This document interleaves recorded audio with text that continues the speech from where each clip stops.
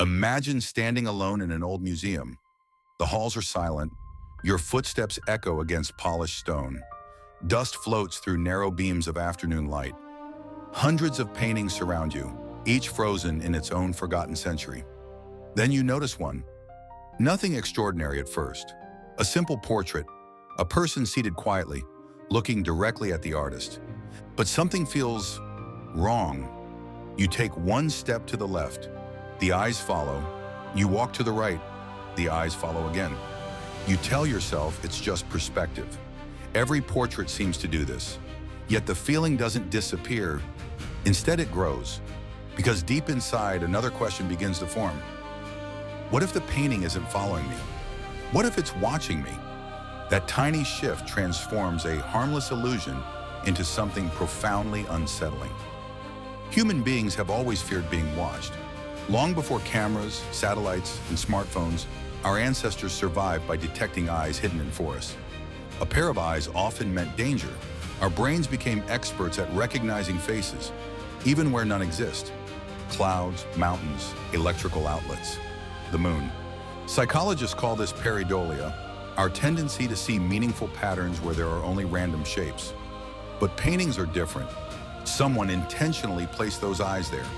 Someone intentionally made them look alive. And once your brain accepts that possibility, it becomes surprisingly difficult to convince yourself otherwise. Perhaps the painting has not changed. Perhaps you have. The strange power of being observed. There is an odd experiment repeated in universities around the world.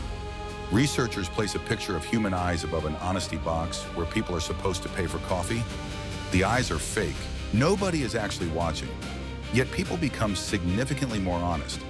Not because they consciously believe the picture's alive, but because another, older part of the brain behaves as though someone might be watching.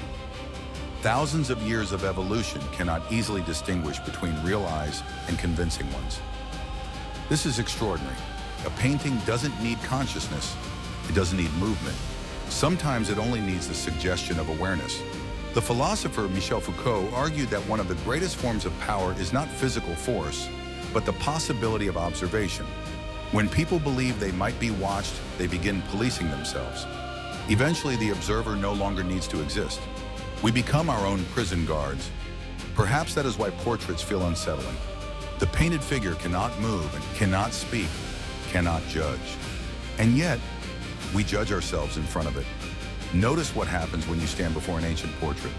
You straighten your posture, you become quieter, your movements slow down. Nothing external has changed. Only the feeling that another consciousness occupies the room with you.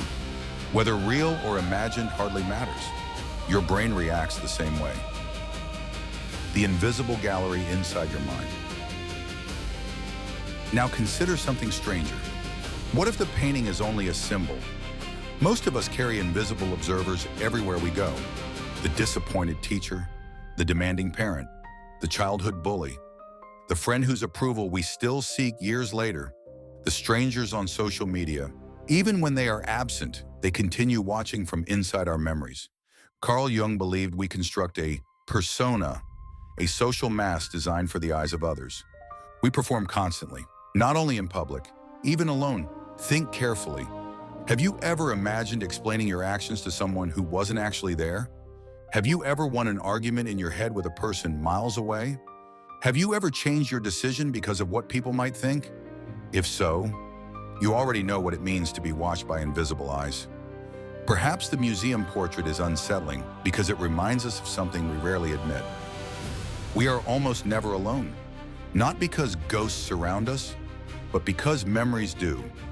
Our minds are filled with silent spectators, each one holding opinions we never stop imagining. The painting is a mirror.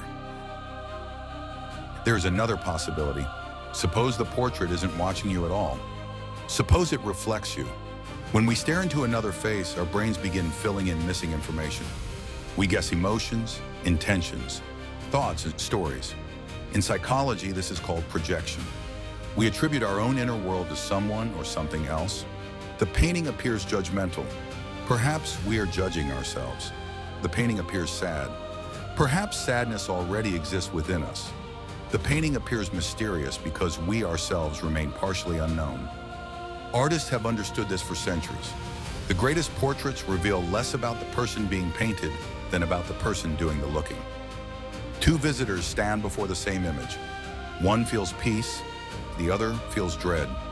The canvas has not changed, only the observer has. Perhaps every great work of art is secretly a mirror disguised as a window.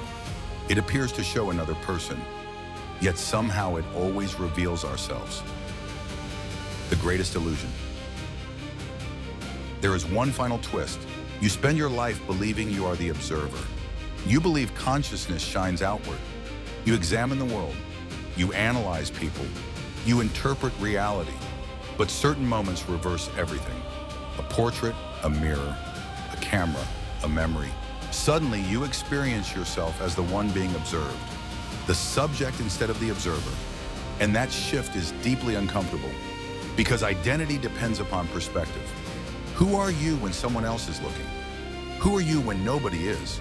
And perhaps the most unsettling question of all, who are you when you are looking at yourself?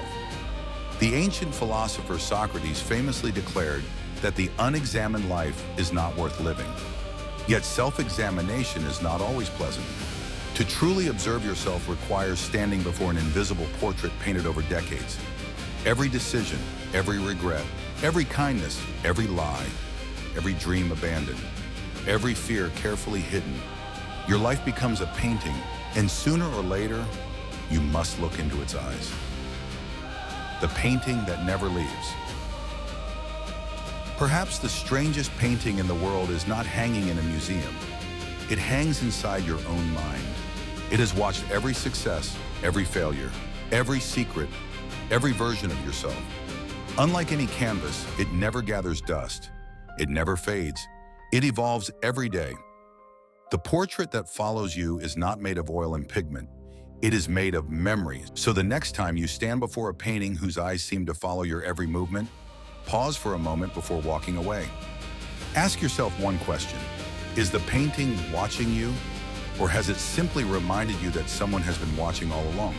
Not a ghost, not fate, not destiny, but the silent witness within you, the one who has never looked away. And perhaps the real mystery was never why the painting seemed alive. Perhaps the mystery is why, after all these years, we still struggle to meet our own gaze.